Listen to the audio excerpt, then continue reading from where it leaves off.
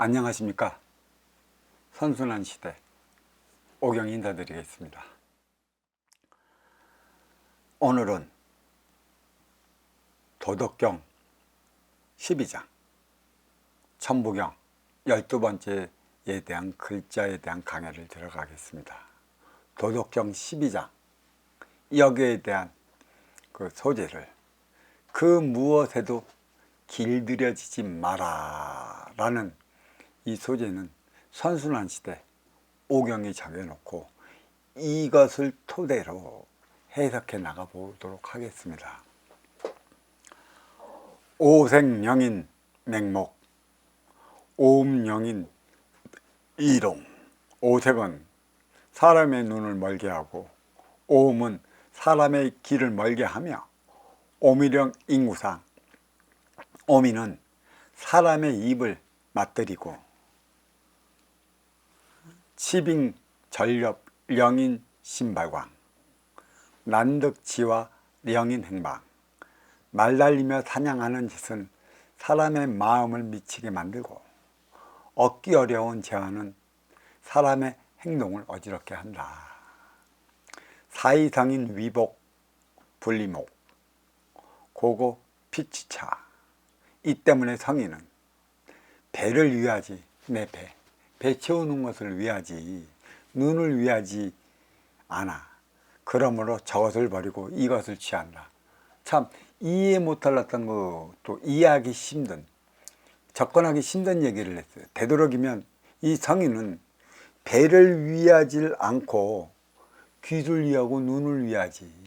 근데 여기에서 이 노자 선생이 뜻하는 맛은 보여주는 색, 여기에 끄달리지 않겠다는 얘기예요. 그러면 천부경 그 12번째 글자 주는 의미는 무엇인가? 다시 얘기한다면 천상 뿌리의 본성 20자로 구성되어 있는데, 이는 일시무시일, 석상극 무진본, 천일일, 치일리, 이일삼입니다. 그래, 이 소재의 제목은 천은 일이, 지는 이, 이는 삼이라. 그래서 천일일은 천기예요. 이게 이양 분리를 시켜놓은 상태의 무게 차원 천기를 얘기를 하는 거야. 천일일은 절대성, 지일일은 분리되어진 삼라만상을 얘기를 하는 거 아니에요. 무국의 차원의 지를 얘기를 하는 것이지. 이 안에도 자리하고 있었었어. 그래서 이 지일일은 천 다음에 두 번째 상대성. 인일삼, 인기는 천기의 자식임으로 인해 이미 이 자리에 있던 것이죠. 그래서는 인간성. 그래서 70%의 천기가 있었다. 그래서 천일일, 지일리, 인일삼이다. 그러면 30%는 어디 갔냐? 이거는 지중 몸통의 본질에서 찾아보면 이제 거기에 들어가면 한자 한자 낱낱이 파헤쳐서 설명을 해 나가겠습니다. 천부경 천일일, 지일리, 인일삼은 천지인 하나를 쪼개어 셋을 만들었고, 여기까지가 천상 뿌리의 본성으로 절대적 1차원의 천리를 나타내고 있습니다. 천은 일이요, 지는 이이고, 이는 삼이로서 비물질 차원의 서열을 나타내고 있는 것으로 12번째 한자 하늘천은 최고 중에 최고라는 것이죠. 그리고 한글의 천, 뜻하는 바도 지를 분리하고 음양화합하여 인을 낳았다는 것인데, 무국을 통해 태극을 낳았으니 없음에서 있음을 낳아 있고도 없는 인간 세상을 만들었다는 것이죠. 있고도 없는 이 세계가 뭐예요? 저승과 이승을 얘기를 하는 것이에요. 또 우리는 있고도 없다, 있으면 비워야 하는 거고, 비웠으면 자연적으로 대저에는 채워지게 되어 있어요. 선순환 행위를 먼저 주고 후에 받는 행위를 얼마나 자연스럽게 해 나가는가. 근데 이제 이 선순환 행위에 고심하는 흔적이 이제 이 뒷장에 나와요. 얼마나 선순환 행위를 심사숙고하게 해야 하는가가 이 도덕경을 써나가면서 보니까 거기에 묻어져 있다고요. 아무나 막주라 소리를 써 있질 않아요. 선. 자, 그거는 도덕경 12장에 나오는 게 아니고 한 15장인가 16장 정도 이렇게 나와 있는 걸로 알고 있어요. 그건 그때 가서 설명을 해보고, 그러면 도덕경 12장 해석을 한번 들어가 보겠습니다. 이 선순환 시대 오경이 바라보는 오경의 사고와 철학으로 접근해 보겠습니다. 오색령인 맹목, 오음령인 이름. 오색은 사람의 눈을 멀게 하고 오음은 사람의 길을 멀게 하며, 오미령 인구상, 오미는 사람의 입을 맞들이고, 치빙전력 령인 신발광, 난득지와 령인 행방이라. 말달리며 사냥하는 짓은 사람의 마음을 미치게 만들며, 얻기 어려운 재원은 사람의 행동을 어지럽게 한다. 들어가 보겠습니다. 인기는 인육을 통해 인생보다 육생을 먼저 살아왔던 까닭에 인기의 주체보다 인육의 개체를 위해 살아왔으니, 동물처럼 육생량에 길들어져 나밖에 모르는 삶을 살 수밖에 없었습니다. 주체는 인기요, 개체는 인육이라. 이 개체라 얘기한 것은 이 지기에서 생성된 모든 만물과 육의 생명체는 빛의 흐름에 따라 늙어지면 지수화풍으로 돌아갈 것을 얘기를 하고 있는 것이죠. 우리는 이에 따른 육생을 살아왔어요.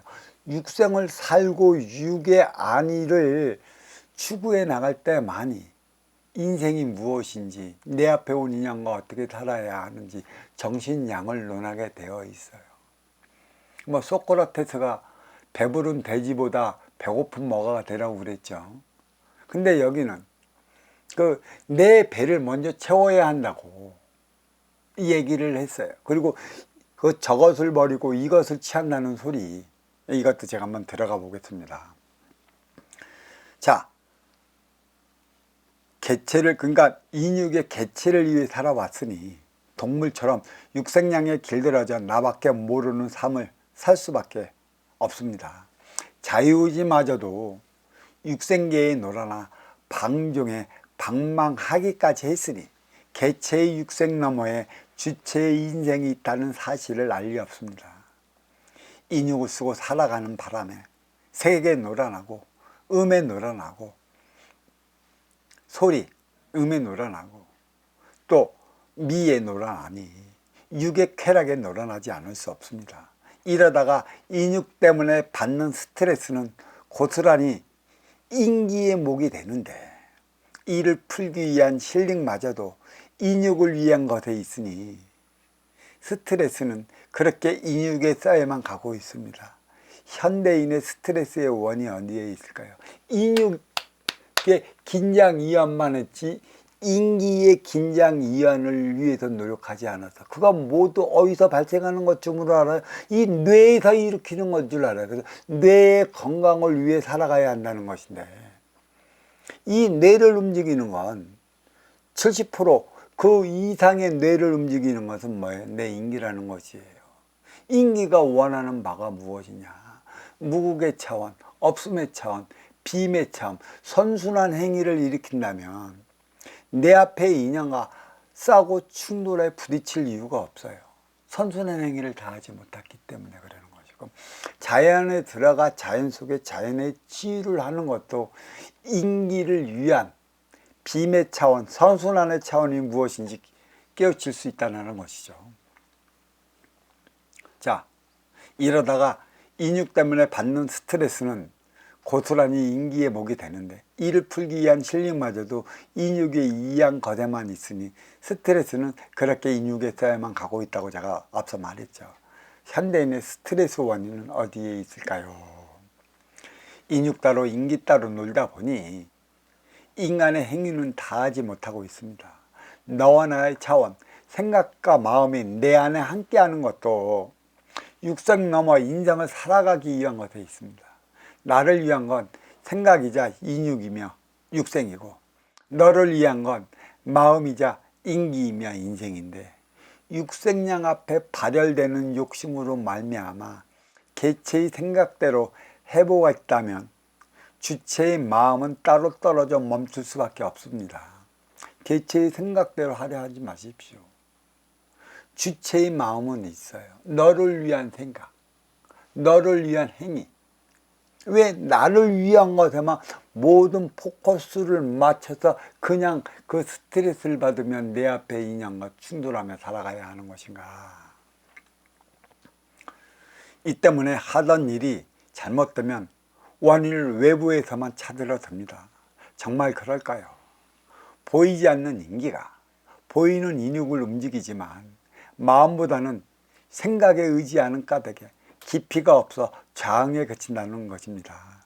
인기와 인육이 하나 된다면 개체와 주체가 하나 될 것이고 생각과 마음이 하나 될 것이라 무라일체는 무의 차원으로서 모든 행위를 다 할 수 있는데, 육 따로 인기 따로 생각 따로 마음 따로 지식 따로 지혜 따로 놀아나가기 때문에 하나로 일치되지 못한 만큼의 우리의 삶은 그 대자연의 표적에서 벗어나지 못하고 있어요. 일하는 일련의 안 좋은 우환, 안 좋은 송사, 그 모든 것은 표적으로 받게 되는 것임을 우리는 잊지 말아야 하는 것이죠.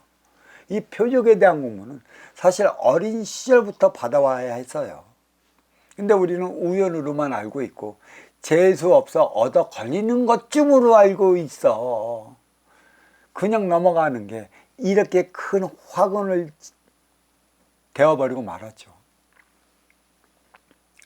인육은 개체의 육생량이요, 인기는 주체의 정신량이라. 부합되면 무라일체 인생량이라. 하지만 지금까지 인간은 개체를 위한 육생량만을 위해 살아왔지 주체의 정신량을 위해 살아오지 않았습니다. 인생은 하나 되어 살아가는 차원입니다. 그야말로 무의 차원으로 살아간다는 것인데, 양양상충이나 음운상곡의 다반사인 것은 표적의 일환으로서 육생을 인생으로 알고 살아갈 때 일어나는 일인 것이죠. 스트레스, 밖으로 드러나는 인육을 위해 풀어야 하는 것도 있지만 안에서 웅얼어진 인기를 풀어내야 하는 것도 있습니다. 양양상추는 표면적으로만 살아가다 일으키는 것이고, 음운상곡은 내면적 자괴감으로 일으키는 것입니다. 이 모두 육생에서 벗어나지 못했기 때문에 받는 표적이라는 것이죠.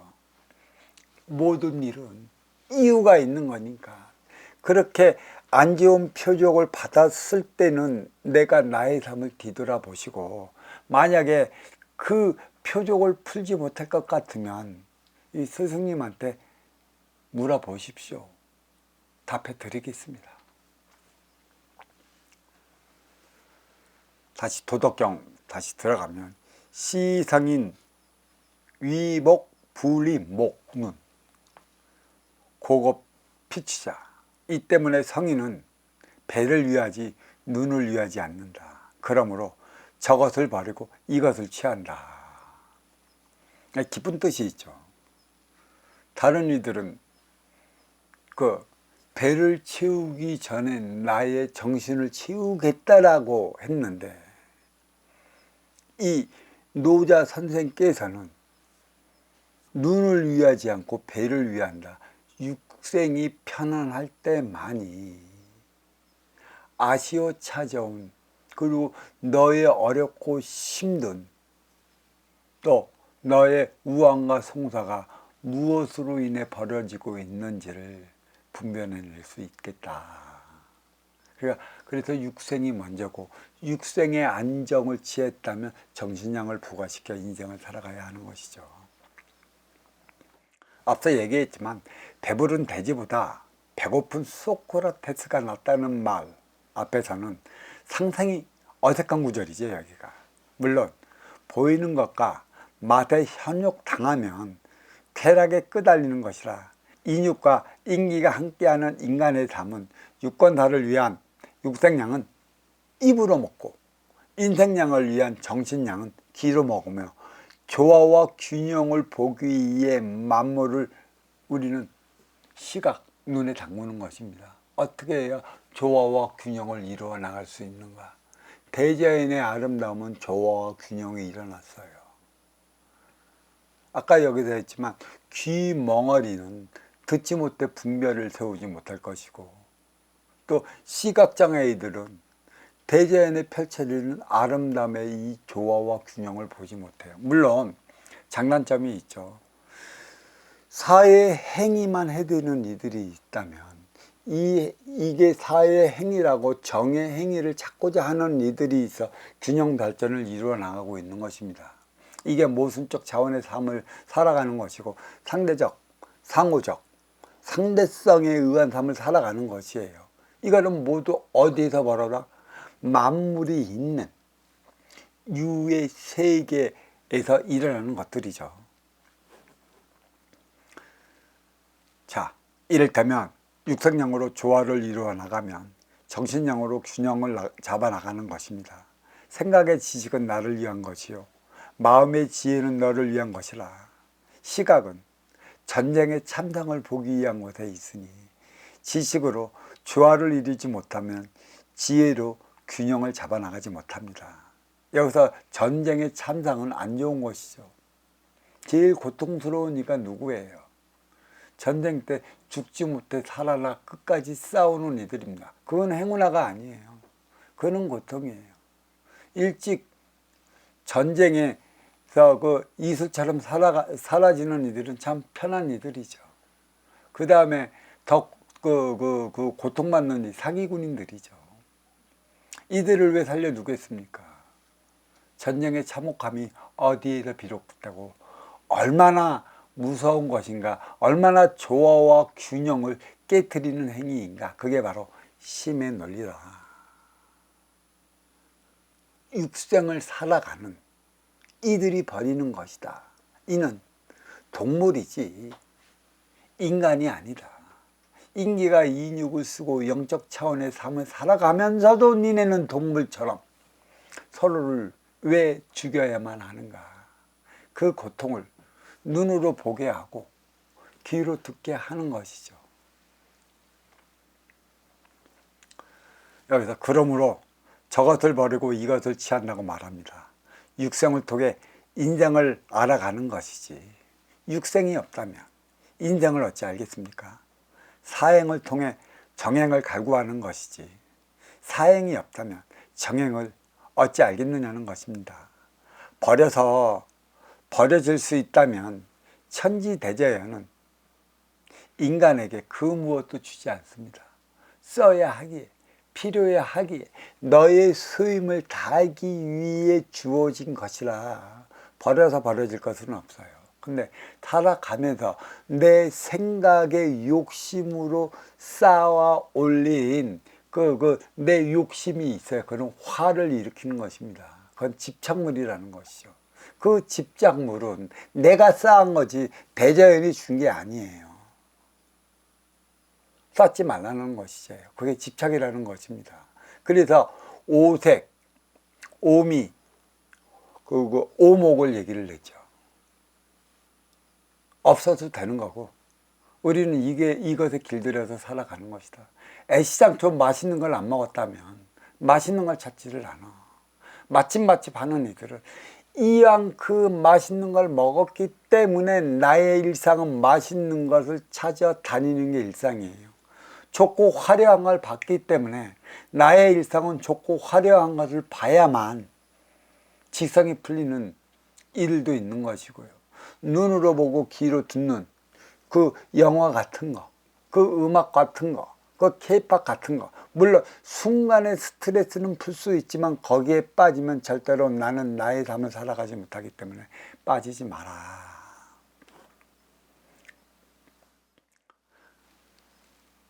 필요해서 주어진 방편이라 쓰는 법을 찾아야 하는 것입니다.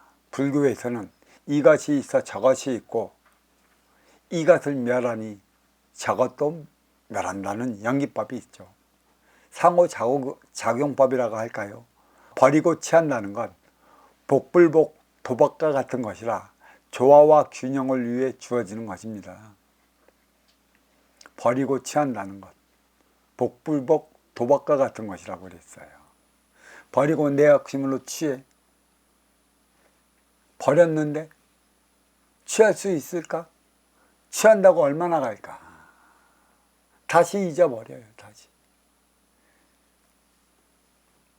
그래, 조화와 균형을 위해 주어지는 게 나의 육생의 재주, 실력, 능력, 기타 등등의 것이라 이렇게 말하고 있는 것입니다.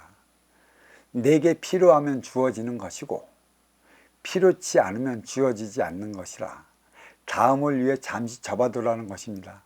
동물처럼 먹고만 살 것인가? 아니요. 진짜 삶을 살아봐야 되지 않겠느냐는 것이죠. 우린 지금 동물처럼 살아봐요. 나밖에 모르니까. 그러니까 노상 스트레스를 받아. 스트레스를 일으키게끔 내가 살아왔어. 그 스트레스를 일으키게끔 사방에서는 그런 일밖에 안 일어나. 여기서부터 그 내가 무엇을 갖고 있고 무엇을 버린다는 건 좀 무엇을 선순환을 이루지 못해 갖고 일으키는 것인가, 요 깊이를 이제는 찾아보면서 들어가야 할 것입니다. 자, 그렇다면 도덕경 12강 또 천부경과 12번째 글자를 매치시켜 보겠습니다. 천일일, 지일이, 인일삼. 천상 뿌리의 본성은 무구울 쪽에 태극을 만들고 태극 그 둘이 합하여 하나를 낳아 셋을 만드니 삼태극 천지인이라. 그 중에 12번째 한자 하늘천은 한일, 또 한일이 뒤에서 받쳐주니 그 누구도 넘볼 수 없는 성역의 차원이라, 무국의 차원이라, 제일의 차원인 것이에요. 일, 그 무엇을 답하게 있어요. 여기는 누가 계시냐? 하늘에 계신 하나뿐인 하느님이 계신다는 것이죠. 그것을 뜻하는 것이에요. 12번째 한글, 천은 어떤 의미가 있는가? 절대수의 차원을 나타내는 것이므로 천보다 높은 수는 없어요. 만, 10만, 100만은 인간이 살아가면서 육생양을 주고받기 위한 소통의 개념으로 만들어 놓은 것이죠. 천보다 높으면 어떡하겠어?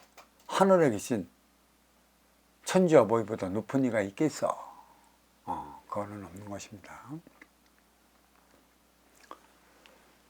영적 차원의 수로서는 이보다 높은 단위의 수는 없습니다. 인간 단위의 수로는 만이 있는데 그것은 1만 만이 아닌 꽉 차 있다는 찰만자를 가리키는 것이죠. 꽉 찬 수만, 1만 개의 만이 아닌 그 이상의 수의 단위는 편의상의 개념입니다. 아울러 천은 절대수의 차원이라 상대적 질을 위한 것이니 인의 인간적 삶에 초석이 된다는 것입니다. 그렇다면 도덕경 12장이 가리키는 것도 불사불멸 무명에서 생성된 유명은 지수와 평이 될 것이니 육생냉이 빠지지 말라고 말하고 있습니다. 이 12장 전체가 유권자를 위한 것들이라 길들여지면 좋을 게 없다는 것입니다. 정신량이 없으면 마천루라 할 것이니 이내 거기에 머물러 멈추게 된다는 것이죠. 늘 그렇지만 도의 작용은 지기의 상대적 육생량에서는 절대적 정신량이 필요한 것입니다. 그리고 도의 작용은 그 절대적인 육생량 만물 앞에서 일으키는 것이지 무국의 차원 천일일 앞에서는 도의 작용이 일어나질 않아요. 왜 그런 것일까요? 천일일이 일으키는 게 바로 도의 작용이라 이렇게 말씀드릴 수 있습니다. 자, 이 천부경 12번째 글자 도족경 12장에 대한 강의 여기서 마치도록 하겠습니다. 감사합니다.